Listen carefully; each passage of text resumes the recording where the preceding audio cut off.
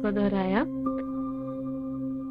तो आइए समझते हैं श्रीमद् भागवतम के इस स्कंद 4 के अध्याय 1 के श्लोक नंबर 34 में जो हम पढ़ रहे हैं वो क्या बताया गया है।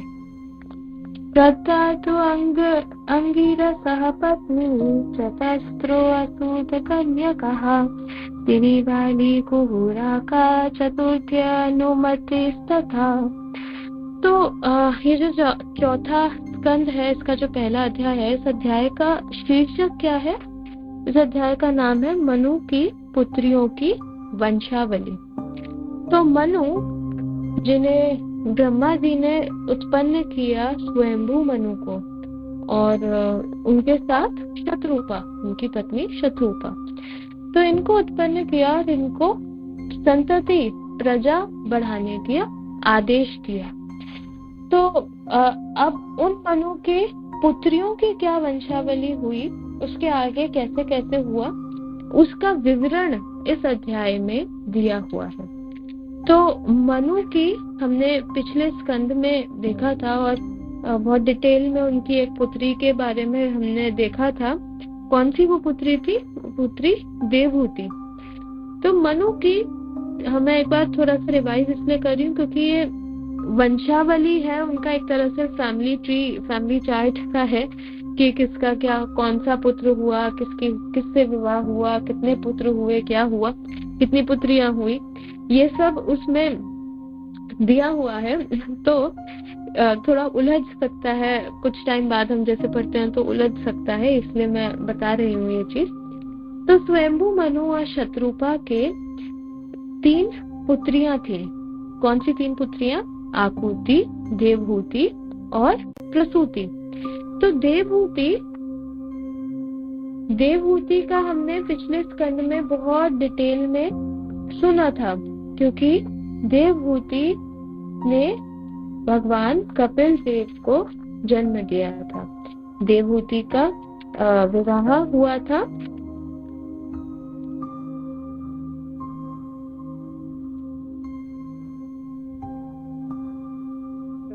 और फिर हरे कृष्णा कर्दम मुनि के साथ, कर्दम मुनि के साथ, बिल्कुल सही माता जी, कर्दम मुनि के साथ देवहूति का विवाह हुआ था। राजमाता जी ने बिल्कुल सही बताया। और फिर उनसे भगवान स्वयं प्रकट हुए थे कपिल देव के रूप में। और हमने वो पूरा देखा है कि कैसे उन्होंने शिक्षा दी, अपनी माता को भी शिक्षा दी और सांख्य योग के बारे में बताया, और कैसे सब योग भक्ति योग में आके मिल जाते हैं और भक्ति योग में समाये होते हैं, इसके बारे में भी उन्होंने बताया। इसके अतिरिक्त देवहूति माता की 9 कन्याएं भी थीं। तो अब देवहूति माता की 9 कन्याएं और बाकी आकुति और प्रसूति की जो भी कन्याएं थी, उनके किस किस के साथ उनकी क्या क्या वंशावली हुई, उनका कैसे वंश आगे बढ़ा, उसके बारे में अब इन श्लोकों में बताया गया है। और फिर जो पुत्रियां थी, अब ये जो कर्दम मुनि और देवहूति माता की 9 पुत्रियां थी, उनको अलग अलग ऋषियों को उनको सौंप दिया गया था, मतलब उनका विवाह कर दिया गया था। जैसे जो सप्त ऋषि हैं और भी जो अन्य महान ऋषि थे, उनको सौंप दिया गया था। और फिर जो आगे वंशावली हुई उसका यहाँ पे हम विवरण पढ़ रहे हैं। तो यहाँ पे अंगिरा ऋषि के बारे में बताया गया है। इन सब ऋषियों के हमने नाम सुने होंगे, तो ऐसा नहीं है कि नहीं सुने होंगे, सबका शास्त्रों में कई जगहों पे वर्णन है, और शास्त्रों में, महाकाव्यों में, रामायण, महाभारत, पुराणों में, हर जगह इन ऋषियों का वर्णन है। तो इन ऋषियों के बारे में, इन ऋषियों के वंशजों के बारे में, और इन्हीं के जो वंशज हैं, इन्हीं सबके वंशज हर जगह फैले हुए हैं। इन ऋषियों के, प्रजापतियों के, मनुओं के, सबके जो वंशज है, वही आज के डेट में हम सब जो पृथ्वी पर है, पूरी पृथ्वी पर फैले हुए हैं। तो ये हिस्ट्री लेसन एक तरह से हो रहा है, हिस्ट्री, इतिहास बता रहे हैं। तो अंगिरा की पत्नी, जो आज हमने श्लोक करा, उसमें बता रहे हैं कि अंगिरा ऋषि जो है, उनकी पत्नी, उनका नाम था श्रद्धा। अंगिरा ऋषि की पत्नी श्रद्धा ने 4 कन्याओं को जन्म दिया। 4 कन्याएं कौन कौन सी? उनके नाम थे सिनीवाली, कुहू, राका और अनुमति। ये उन 4 कन्याओं के नाम थे। फिर अगला श्लोक आता है, तत्पुत्रौ अपरौ आस्ताम ख्यातौ स्वारोचिषे अंतरे उत्तथ्य भगवान साक्षात ब्रहिष्ठः च बृहस्पति। तो इन 4 पुत्रियों, ये जो 4 पुत्री हमने अंगिरा ऋषि की जो 4 पुत्रियों की बात करी, इन 4 पुत्रियों के अतिरिक्त अंगिरा ऋषि और श्रद्धा, उनकी जो पत्नी है, उनके 2 पुत्र भी थे। उनमें से एक पुत्र थे उत्तथ्य और दूसरे पुत्र थे महान विद्वान बृहस्पति। तो अंगिरा ऋषि और श्रद्धा की 4 कन्याएं हुई और 2 पुत्र हुए। एक पुत्र उत्तथ्य और दूसरा पुत्र बृहस्पति। बृहस्पति बहुत बुद्धिमान और देवताओं के पुरोहित, देवताओं के गुरु के रूप में उन्हें हम जानते हैं। और बृहस्पति बहुत ही विद्वान है, ज्ञानी है। उनसे बहुतों ने शिक्षा ग्रहण करी है, भीष्म पितामह ने उनसे शिक्षा ग्रहण करी है। तो बहुत ही ज्ञानी है और वो देवताओं के गुरु की भूमिका निभाते हैं। जैसे दैत्यों के गुरु शुक्राचार्य हैं, वैसे ही देवताओं के गुरु हैं बृहस्पति। तो बृहस्पति अंगिरा ऋषि के पुत्र हैं, ये हमें इससे पता चलता है। फिर अगले 36वें श्लोक में आता है, पुलस्त्यः अजनयत पत्न्याम् अगस्त्यं च हविर्भुवि सह अन्यजन्मनि दत्रग्नि विश्रवः च महातपः।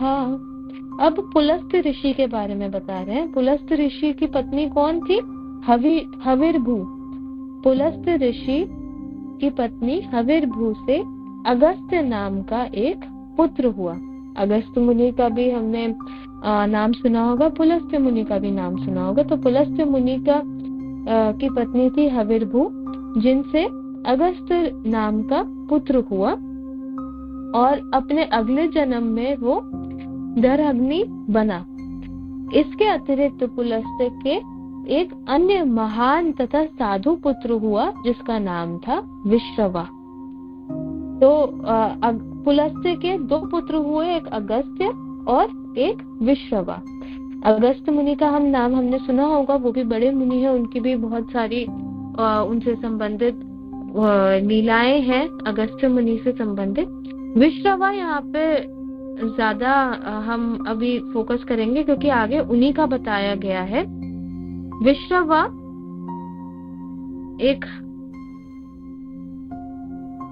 विश्रवा के जो पुत्र होंगे, उनकी जो आगे वंशज होंगे, वंशावली होगी, वो हमने काफी सुनी होगी और वो चीज हम बहुत ही पता होगी और नहीं पता होगी तो हमें आज पता चलेगी। तो पुलस्त ऋषि के पुत्र हुए विश्रवा और अगले श्लोक में विश्रवा के पुत्रों के बारे में बताया गया है। तो कहते हैं 37वें श्लोक में, तस्य यक्षपतिः देव्यः कुबेरः तु इदग्विदा श्रुतः रावणः कुम्भकर्णः च तथा अन्यस्यां विभीषणः। तो जैसे श्लोक से थोड़ा समझ में आया होगा, तो विश्रवा की 2 पत्नियां थी। एक पत्नी थी इडविदा। इडविदा से समस्त यक्षों का स्वामी, धन का देवता, जो देवताओं के कोषाध्यक्ष हैं यानी कुबेर, वो उत्पन्न हुए। तो विश्रवा की पहली पत्नी इडविदा से यक्षों के जो स्वामी हैं और जो देवताओं के कोषाध्यक्ष हैं कुबेर उत्पन्न हुए। और दूसरी पत्नी केशिनी से उत्पन्न हुए 3 पुत्र। ये 3 पुत्र थे रावण, कुंभकर्ण और विभीषण। तभी कहा जाता है, आपने भी सुना होगा कि रावण बहुत विद्वान था और रावण, कुंभकर्ण, विभीषण तीनों ही भाई बहुत विद्वान थे और कुल से ब्राह्मण कुल से आए थे। ब्राह्मण कुल से, उनके पिता ब्राह्मण थे, विश्रवा ब्राह्मण थे, विश्रवा के पिता पुलस्त्य ऋषि वो भी ब्राह्मण थे। पर फिर भी रावण राक्षस क्यों बना? क्योंकि उन्होंने अपनी माता की साइड, क्योंकि उनकी माता जो थी वो राक्षस कन्या थी, वो दैत्य कन्या थी, इसीलिए उन्होंने उस भाव को अंगीकार करना ज्यादा उन्होंने चाहा। तो इसलिए वो ऋषि पुत्र होते हुए भी राक्षस ही रहे, राक्षस कहलाए और राक्षसों जैसा ही उनका आचरण रहा। तो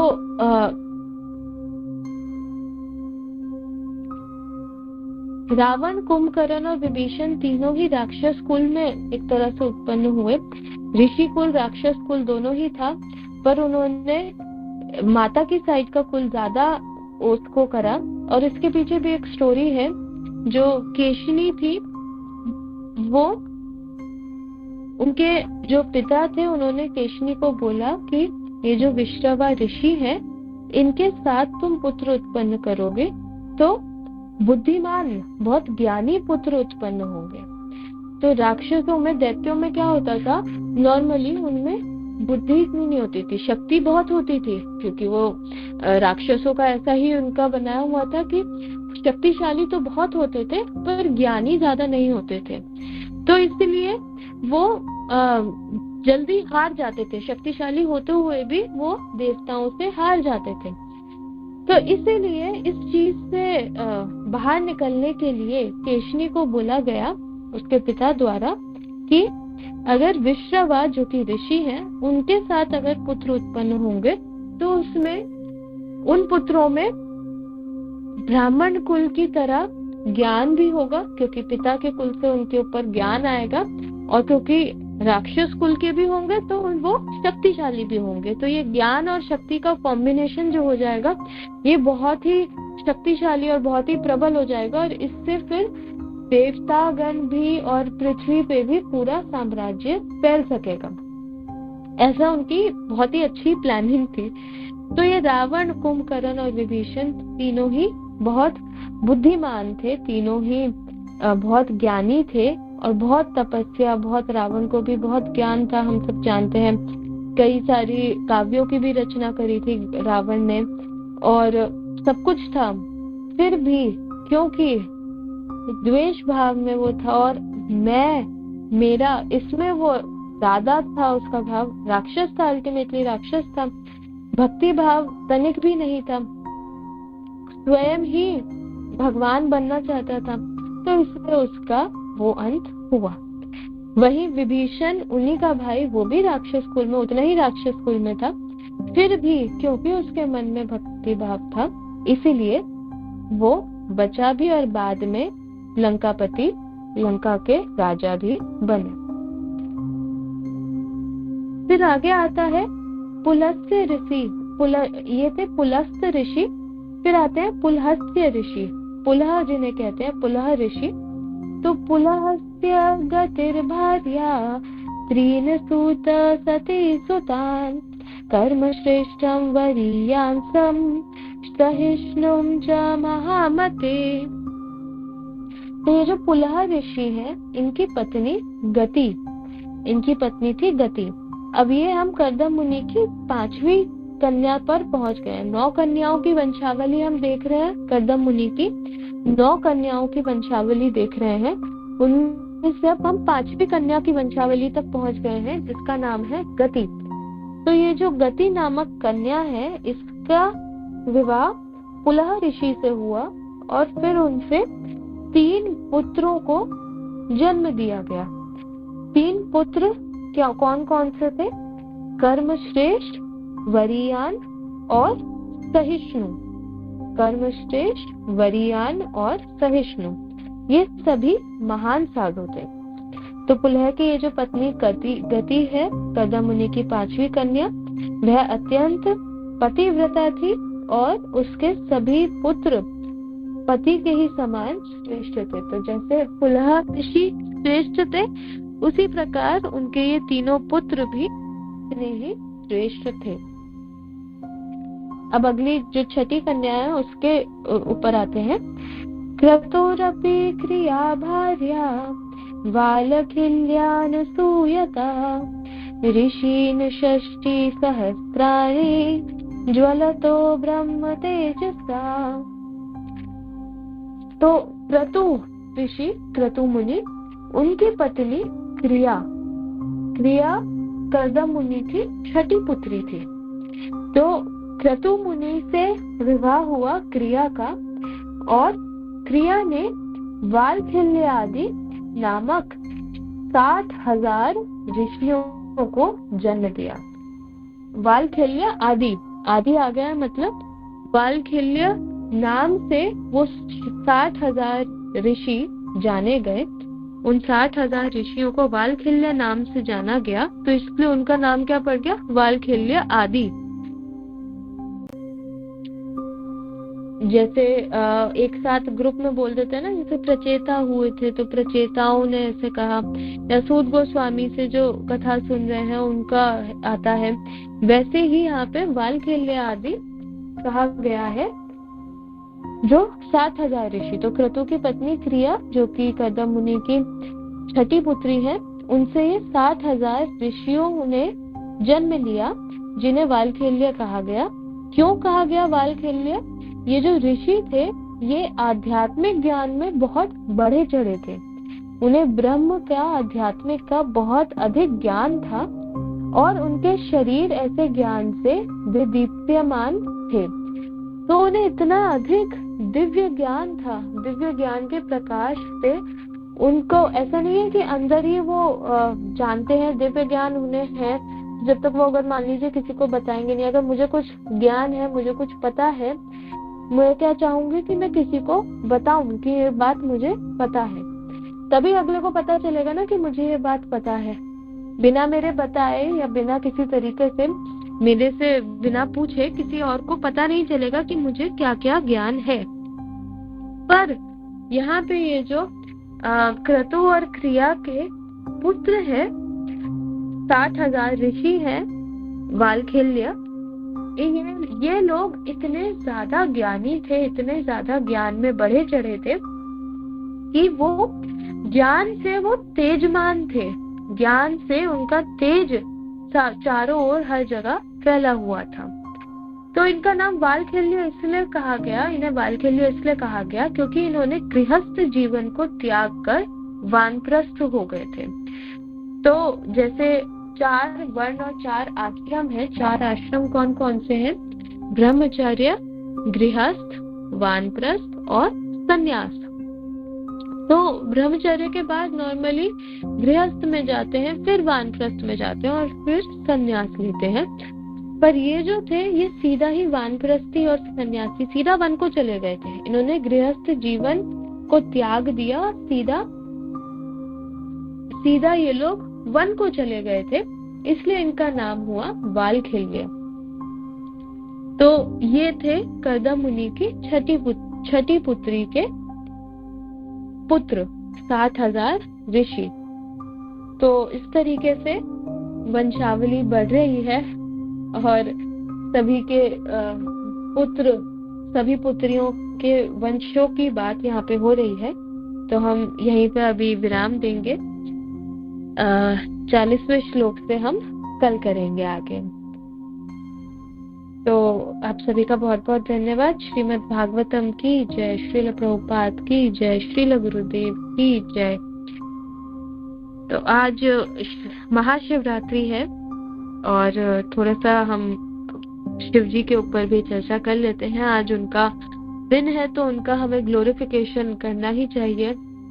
वैसे भी श्रीमद् भागवतम में कहा गया है वैष्णवा नाम यथा शंभु, तो बहुत ही बड़े हैं शिव जी, बहुत आदरणीय हैं और साधारण जीव तत्व नहीं है। जैसे हम लोग जीव तत्व हैं या इवन ब्रह्मा जी भी जीव तत्व हैं, पर शिव जी शिव तत्व कहलाते हैं। वो जीव नहीं है, वो साधारण जीव नहीं है। तो शास्त्रों में 12 महाजनों का वर्णन आता है। 12 महाजन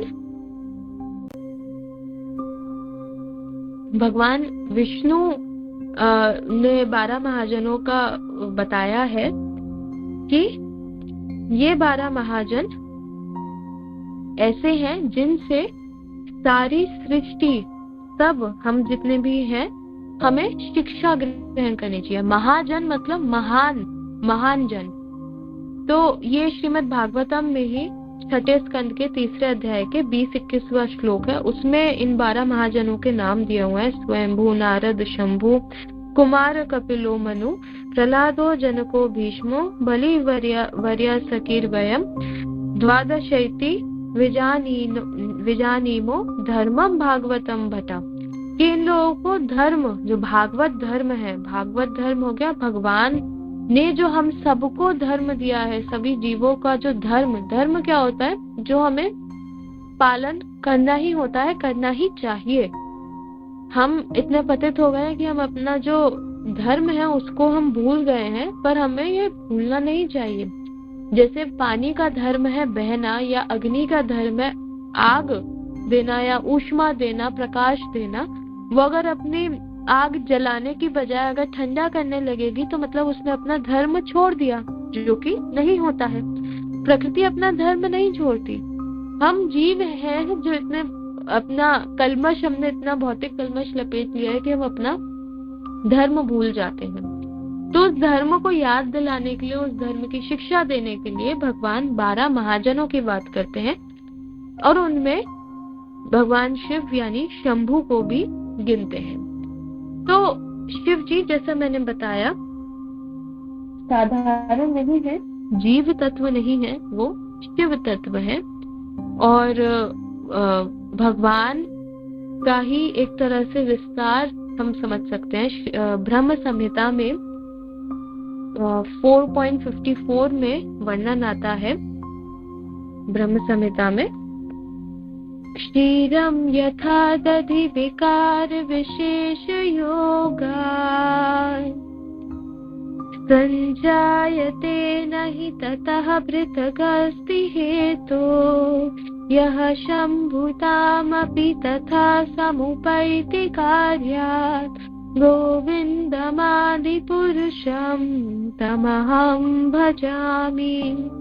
तो ब्रह्मा जी ब्रह्म संहिता में जहाँ भगवान का गुणगान कर रहे हैं, तो वो ये चीज स्पष्ट कर रहे हैं। क्या कह रहे हैं कि जिस प्रकार दूध, खटाई या जामन आदि, जो भी खटाई या जामन अगर हम डालते हैं दूध में, तो वो दही में बदल जाता है ना। क्षीरम यथा दधि, क्षीर मतलब दूध, दूध से बन गई दही।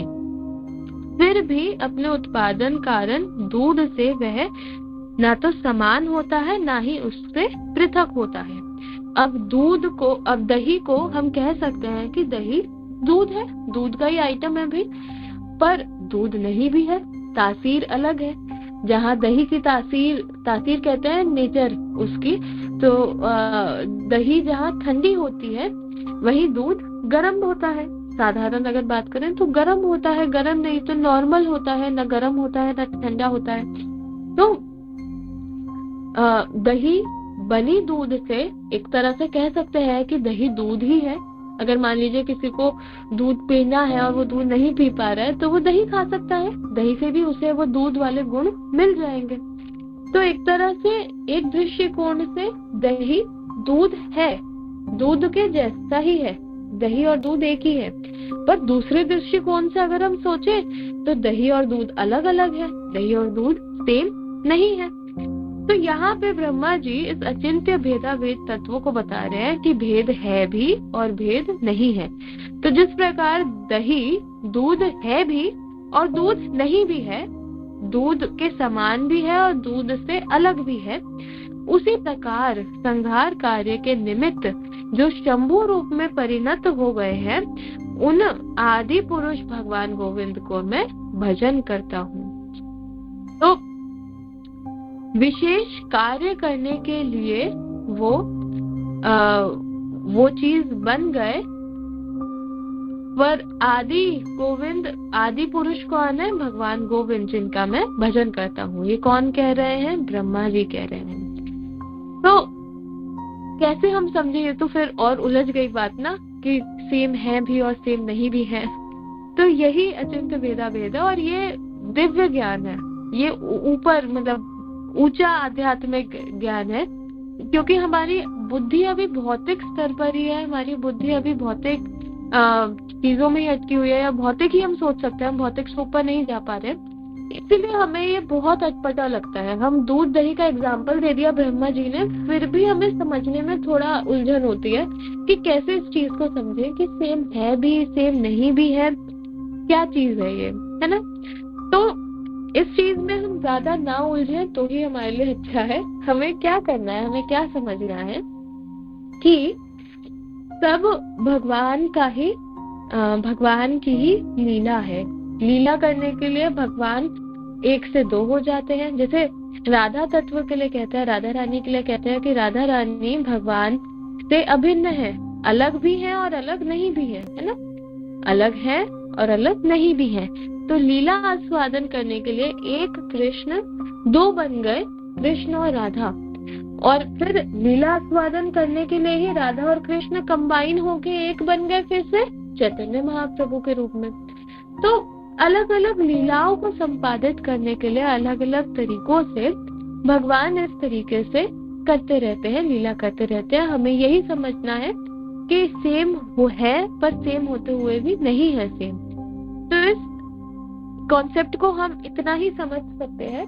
बाकी संहार कार्य के लिए, मुख्यतः संहार कार्य के लिए भगवान रुद्र के रूप में या शिव के रूप में ये प्रकट हुए। हम जैसे जानते हैं 3 गुण अवतार हैं भगवान के, ब्रह्मा, विष्णु और महेश। तो ये तीनों गुणा अवतार प्रकृति के 3 गुणों को रिप्रेजेंट करते हैं, तीनों गुणों को का भार संभालते हैं। ब्रह्मा जी रजोगुण का भार संभालते हैं, विष्णु जी सतोगुण का भार संभालते हैं और शिव जी तमोगुण का भार संभालते हैं। तो इसका मतलब ये नहीं है कि ब्रह्मा जी रजोगुणी है या शिव जी तमोगुणी है। शिव जी तमोगुणी नहीं है, शिव जी परम पवित्र है, परम पवित्र है। वो तमोगुणी नहीं है, तमोगुण से आच्छादित नहीं है, दूषित नहीं है। तमोगुण तो हम जानते हैं ना, तीनों गुणों में सबसे निचला गुण है ना, सबसे अंधकारमयी गुण है। तो क्या शिव जी अंधकारमयी है? नहीं, बिल्कुल भी नहीं।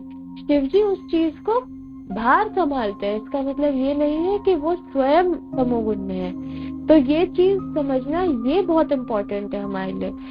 कई बार हम देखते हैं कि लोग ऐसा सोचते हैं कि भगवान शिव ने जैसे विष का पान किया, तो हम भी ऐसे ही विष तुल्य जो चीजें हैं उनका पान करेंगे, और तभी भाई जो शिव भक्त होते हैं वो कई बार ऐसा देखते हैं कि वो ऐसा करते हैं।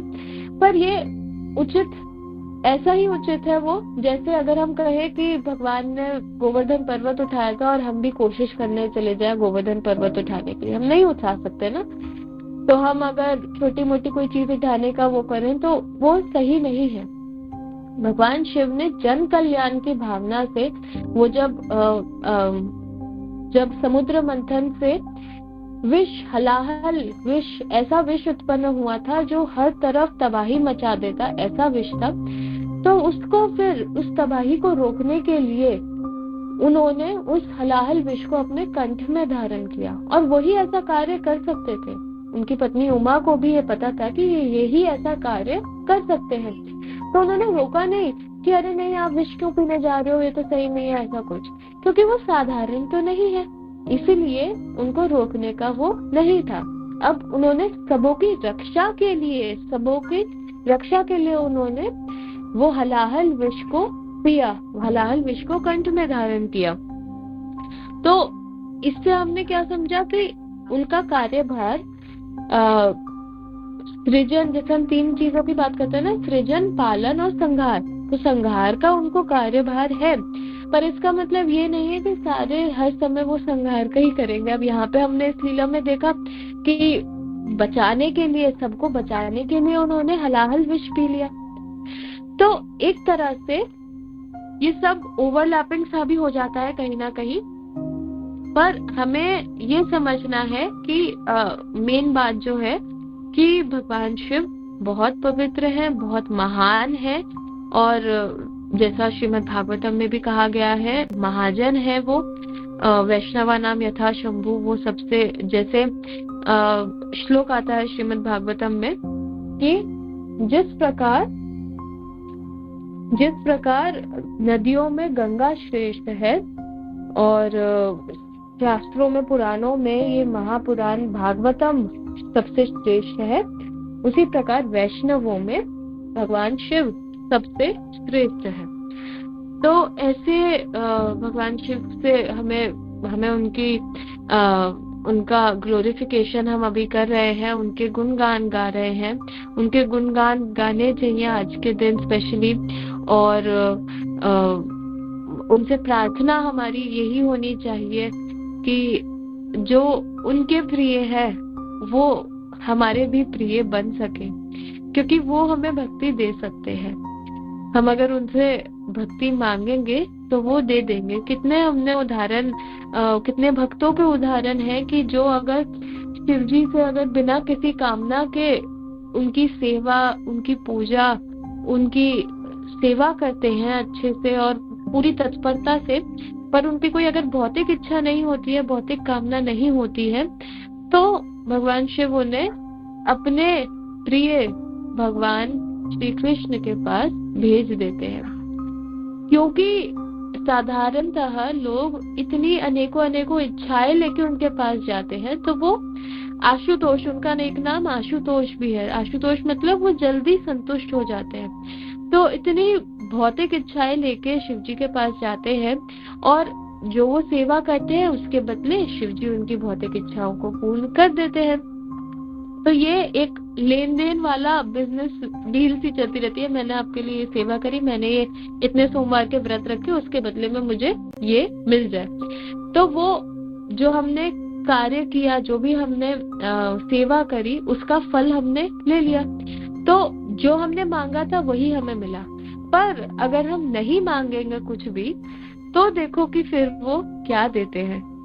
तो इस प्रकार कहीं ना कहीं इन्हीं की कृपा, शिव जी की या माता की या किसी अन्य देवताओं की, अगर हम उनकी बिना डिमांड के अगर सेवा करते हैं, तो वो हमें इस राह पे, इस भक्ति मार्ग पर लगा देते हैं, भगवान की ओर हमें भेज देते हैं। हमारी डिमांड ही खत्म नहीं होती, हमारी इच्छाएं ही, भौतिक इच्छाएं खत्म नहीं होती, इसलिए हम फिर उस साइकिल में फंसे रहते हैं। टेम्परेरी चीज मांगते हैं, वो मिलती है, फिर हम और मांगते हैं और मिलती है, वो चीज चलती रहती है।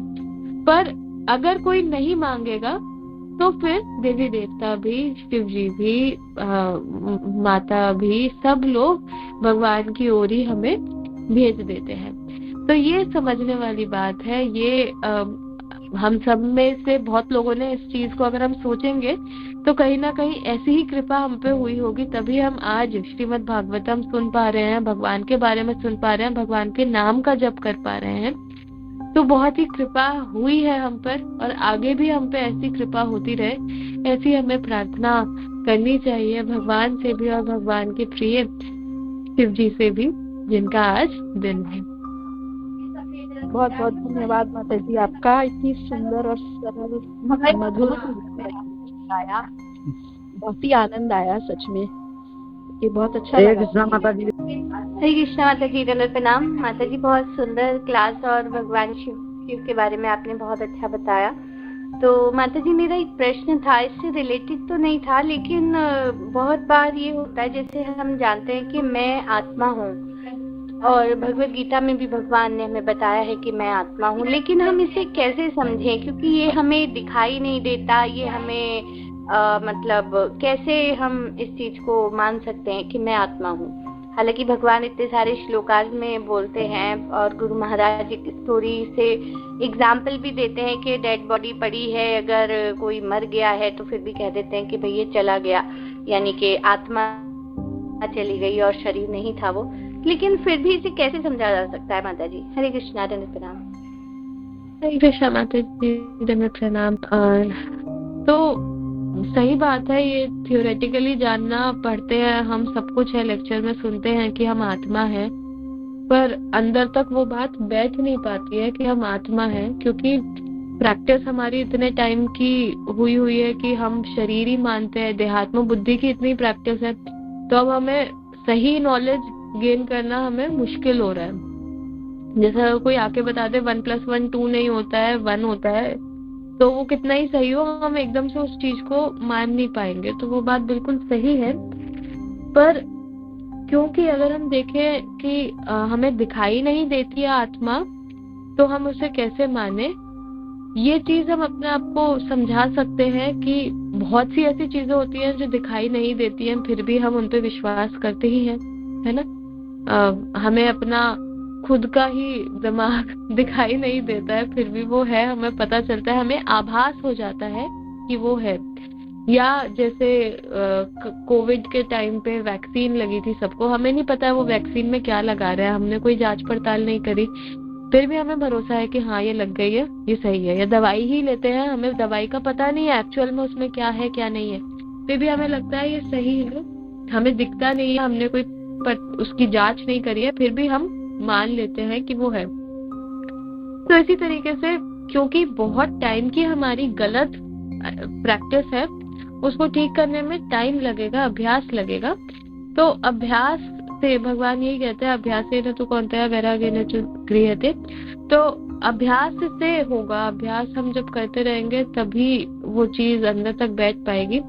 और इसमें अगर हम अभी एकदम से नहीं भी कर पा रहे हैं, तो भगवान कहते हैं कि सब कुछ छोड़ो, मुझ पे समर्पित हो जाओ, मुझे मेरी शरणागति ले लो, बाकी सब इधर उधर का सब चीजें मैं देख लूंगा। तो सब कुछ छोड़ के हम सब कुछ, मतलब ये चीजें जो हमारे मन में आ रही है कि अरे आत्मा है नहीं है, कैसे उसका अनुभव करें। अनुभव तो हो रहा, मतलब हम है, चेतना से अनुभव होता है, और वो सब एग्जाम्पल जो है डेड बॉडी के, और वो सब एग्जाम्पल्स भी हमारे हैं, पर हर समय हमारे ध्यान में नहीं रह पाता है। तो प्रयास करने से, प्रैक्टिस करने से ही होगा, और इन सब द्वैतों में ना फंस के हम केवल भगवान के शरणागत हो जाएं, तो उससे हमारा ग्रेजुअली अपने आप काम हो जाएगा। क्योंकि भगवान के नाम जप से हम जब अपने मन को साफ कर लेंगे, तो ये जो अवधारणा है कि मैं ये शरीर हूँ, वो अपने आप जाने लगेगी। अभी हमारा मन इतना गंदा हुआ पड़ा है, कल्मशों से भरा हुआ है, इसलिए हम इस चीज को सामने होते हुए भी नहीं देख पा रहे। अगर अंधेरा हो कमरे में, तो हमारे सामने जो चीज रखी हुई है वो भी हमें दिखाई नहीं देगी ना, क्योंकि अंधेरा है हर तरफ, हमें दिखाई नहीं देगा। है चीज वो सामने, फिर भी दिखाई नहीं देगी, पर जब रोशनी हो जाएगी तब हमें वो ठीक से दिखाई देने लगेगी। उसी प्रकार अभी गंदगी जमा हुई है, पुराने जन्मों का कलमश जमा हुआ है, इसलिए हमें ये तथ्य हमारे सामने है कि हम आत्मा है, वो फिर भी हमें समझ में नहीं आ रहा है, फिर भी हमें दिखाई नहीं दे रहा है।